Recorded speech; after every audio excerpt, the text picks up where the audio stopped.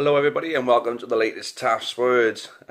This one is quite relevantly put back to business, and of course we played our first league game following the exit from the FA Cup, hoping we could take some of our form into that match and hopefully get ourselves back on track in the league. Now, the FA Cup is always nice while it lasts, but at the end of the day the league is our bread and butter. So if we weren't doing good in the league, we'd get relegated. So it's no good having the money from the FA Cup if we're going to need it to, stabilise ourselves in the National League. So, we've had a good league season so far. It took a little bit of a nosedive over the Christmas period on the build-up to the fact that we were playing Leicester. Maybe players were saving themselves so they can play in that game, and I suppose in a way you can't blame them because they're not going to get many opportunities to test themselves against players like that, because the winning mentality, the competitive mentality in football means you want to be tested against the very best. I know myself, if I feel like I'm good at something, I want to take on people who are supposedly better than me so I can test my limits. And that's what these players wanted to do. None of them wanted to get injured or suspended, so maybe they held out of a couple of challenges. Maybe they, held out of a couple of challenges to stop themselves from getting injured. Maybe they didn't sprint to their fullest and stretch to their fullest, trying to retrieve balls. I don't know. At the end of the day, we can't fault them for that because they've had a pretty fantastic season up until that point. And yeah, we lost a couple of games that we probably should have won. There was a couple of games where we were the better team and we didn't win. And a couple of games where we weren't the better team and we managed to pinch a draw. But at the end of the day, we're still sitting mid-table, considering we got one of the lowest budgets in the league, and we just had a fantastic cup run, and we really, really put Newport on the map. And the thing is, though, is flirting with the playoffs going to put Newport on the map? No. Is taking on Leicester, Middlesbrough and Man City, beating two of them, bowing out only to possibly who is one of the best teams in the world, especially after what happened with Schalke last night. End of the day, that cup run was essential for the profile of the club. It was essential for the financial stability of the club and the future of the club. End of the day, if we're looking to move to the hybrid model in the very near future, we need the club to be a lot more of a desirable proposition for people. And following that, that's exactly what we are now, a more desirable proposition for people who have money, who may want to get involved. They know Newport's a popular place. It's the eyes of the world have been on us for 2 years in a row. People all over know who we are. So there's a lot of love for us at the moment. So in my last episode, I mentioned about capitalising. I said now is really the time we got to capitalise on the field and, of course, off it. On the field, I mentioned we needed to take our form into the league, and didn't we just do that at Notts County? Wow. And then never saw that coming. The only bad thing about that night was the NCAFC live Twitter feed taking about 10 minutes to update. It was saying 0-0, and I was looking at that because I had the Liverpool game on the screen, and I was watching on the Twitter because usually it's pretty quick. And 2 goals are scored and they were still saying 0-0. And that's the only thing you can fault from the club on that night, because at the end of the day, the players played absolutely fantastically. Got a really, really good result against a Notts County team that was starting to turn things around. We've given them a bit of a reality check, of course. That it's still tough down there. A couple of wins doesn't mean you're getting out of it, and we should know that. With our time under Graham Wesley, you got a couple of wins, and people were talking about promotion. And obviously the Great Escape needed to happen to keep us in the Football League. But you look at us now. We've got a very, very good squad now. We still kept, Baconson, of course. We've got some other loan signings, of course. Then, and then obviously Aziz has signed. We've got Kennedy on loan. We got McCurdy. We got a team that could potentially, if we can go on a good run of form, get back into that playoff mix. And that's one thing. If the one thing we didn't do last season is allow the cup run to give us any momentum. This year the cup run has been that much better obviously we've had a couple of replays as well that we've ended up winning, and then we took on one better than Tottenham, and that was Man City. I mean, the only thing that would have been better than that for me would have been away to the likes of Liverpool and Man United. That would have been the only thing that would have been better than taking on Man City and Newport. And I think we really made a really, really good account of ourselves. But now, we move on. MK Dons, we definitely want to settle the score with them after we absolutely destroyed them in our home match the other week. We absolutely ruined them, hit the post or bar 4 times, hit the woodwork 4 times, missed a couple of sitters, and then they pinch it at the end with a scabby goal. Scabby goal for the scabby club. There's 2 teams I dislike in our division, and that's Forest Green Rovers and MK Dons. As far as I'm concerned, MK Dons stole a club. Forest Green Rovers are being funded on the back of some kind of political, or ideologic agenda. Veganism is very much into the political spectrum now. I mean, it's very much favoured on the left side of politics. And for me, it's a political message more than anything, and instilling it into the biggest phenomenon in the world right now, and that is the sport of football. They're having the eyes of the world on them because of their veganism, and I can't stand it. Especially for the fact that they force it on people. What kind of uproar would you get if people went to another stadium and there was no vegetarian option at all, and told them if you want to eat, you got to eat meat? It's works 2 ways. Everything works 2 ways. There shouldn't be any special treatment. I managed to get a cheeky Forest Green rant into there. For the future of this football club now, I mean, well, the more immediate future is obviously we got to score us up with Forest Green Rovers. We got a game in hand coming up. I think that's the Swindon game.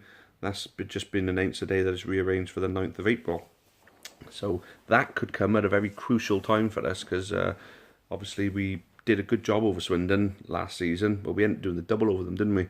This season, they managed to pinch the win against us, and I think we are in a position now where at home, we are a very, very difficult team to beat unless we absolutely bollock you all game, and then you pinch a shitty goal right at the end, like MK Dons done to us. With MK Dons, it's like they stole someone's club at the end of the day. They took a club that was about to go, well, not quite a business, but was put into administration. They took that club and moved them away, so they had to start again with AFC Wimbledon. I'm so glad that AFC Wimbledon are now above them. I mean, that's poetic justice for you right there. Hopefully they don't go up this year, MK Dons. I'd like to be able to take them on in the playoffs, because I know we're a better team than them. We take them on in the playoffs and beat them, get through to the final. MK Dons then go on a spiral downwards, can't afford their rent, then go out of the Football League, and then hopefully into non-existence. Because at the end of the day, they shouldn't have even began in existence. It should just be Wimbledon. So MK Dons is a bit of a piss take, really. But there we go. So back on the county again. Regan Poole, for me, has been one of the bright sparks since the transfer. Well, obviously since the start of the year. Bringing Regan Poole back on loan was absolutely perfect. Whoever's idea it was to test Man United into allowing him to go out was stroke of genius, because he's come to the club and he's been, for me, a bold statement about to come out. Are you ready? Better than Ben White. And if you disagree with me, that's fine. But in my opinion, I think he's better than Ben White. I think he's better defensively. About the same coming forward then as well. The thing is, obviously, Ben White was menacing coming forward with the ball at his feet and could pick out a good pass, very much the same as Regan Poole. But I felt Ben White, because he hadn't played a lot of men's football, obviously got caught out a little bit too often, especially against Luton away last year. But Regan Poole, for me, is a lot more solid at the back and a bit better in the air. But Ben White, don't get me wrong, quality player, and I loved to have him back. But Regan Poole, for me, is just that little bit cut above. I think he should be definitely in Ole Gunnar Solskjaer's thoughts for next season. Not as a first teamer, of course, but as someone who could play a couple of games in like the League Cup, or if Man United don't qualify for the Champions League and they're in the Europa League, for example, that's that kind of thing. But no, Regan Paul, I had to give Regan a good mention there. And of course, Jamil Matt, great performance the other night. Hammond has now scored 20 goals this season. Absolutely brilliant achievement. So yeah, a 20 goal a season striker, definitely Hammond. Jamil Matt is now a 20 goal a season striker. If for some reason the promotion push can't happen this year, next year we got the tools for it. I mean, if Flinny gets his way and gets his training ground, that's going to be a big boost for us. And then there should be enough money left over then for us to put a little bit extra in the budget, you know, to bring in one or two players of that extra piece of quality. You know, someone in the centre midfield that can, you know, split a defence open with one pass. Someone at the back who you just can't get around, you know. And then maybe a winger who, you know, like a Semenyo type winger, you know, that can do a job for us. And then next season we could really make an assault on those playoffs, or possibly even the top three then. Because if we can keep the players we got there now, we're on to a bloody winner there. Because I think we got an absolutely fantastic team. And as Flinny says, it's consistency. That's the issue at the moment. Just consistency.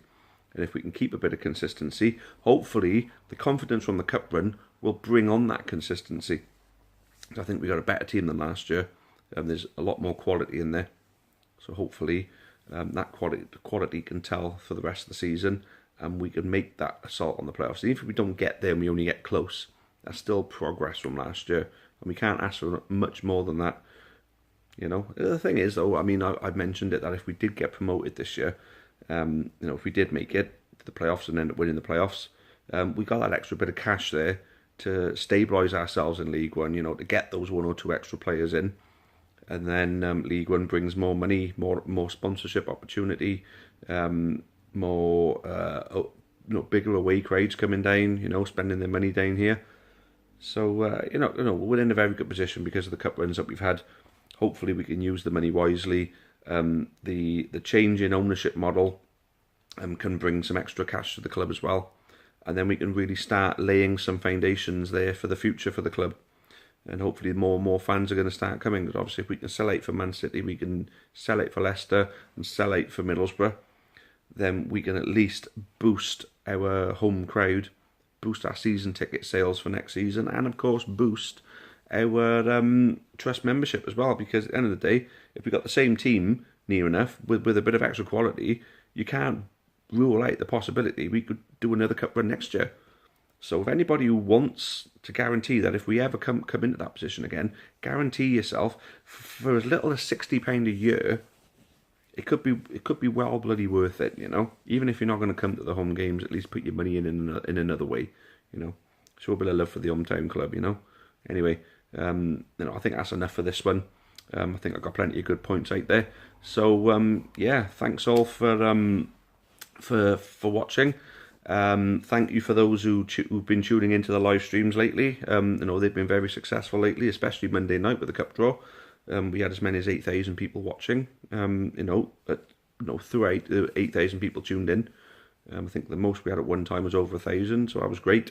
Absolutely magnificent, like, you know. So the channel's doing really well. We're about to get a nice little payout for our advertising, and this could be a real money spinner for the group, and then obviously for the club. So any support you can give us, we're heading towards 2,500 subscribers now. I think we're 96 subscribers away from it. So if you know anybody who doesn't subscribe, or you think would like to subscribe, get them on board, and let's see if we can get 2,500 sometime soon. Alright, thanks again guys, and we'll see you again next time. Cheerio for now, and as always, up the county. Many thanks for watching the latest content on the Amber Army channel. Please make sure you leave us a like. Make sure you subscribe for more content, both for the neutral football fan and also plenty of Newport County. Even more Newport County content can be found on the club's iFollow channel on the link above. It is just £4.49 per month to subscribe to that service. And those of you feeling extra generous can also support us on Patreon on the link at the bottom there. That would be a monthly donation of your choice. Thank you again, make sure you've subscribed, and as always, up the county.